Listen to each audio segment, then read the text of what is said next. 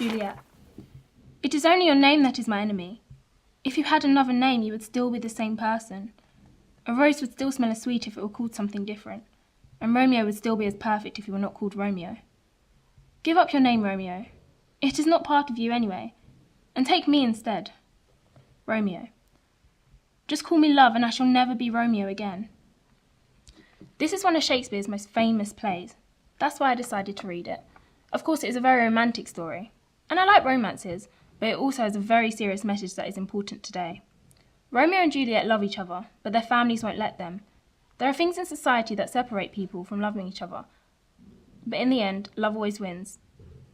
The end is very sad, though.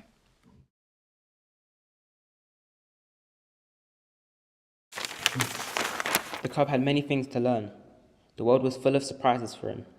He was very much alive, very happy, and very proud of himself. One day, however, life suddenly changed.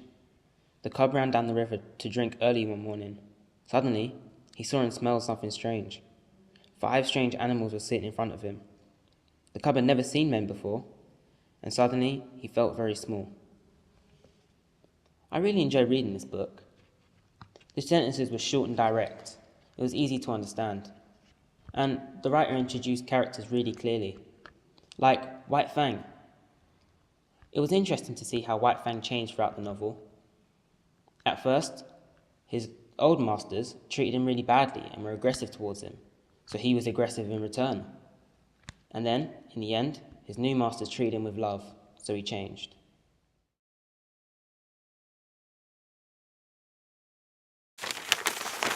"Do not kill me yet," the monster cried. "Listen to what I have to say." "What can you say to me?" I replied. "You have destroyed everything I loved.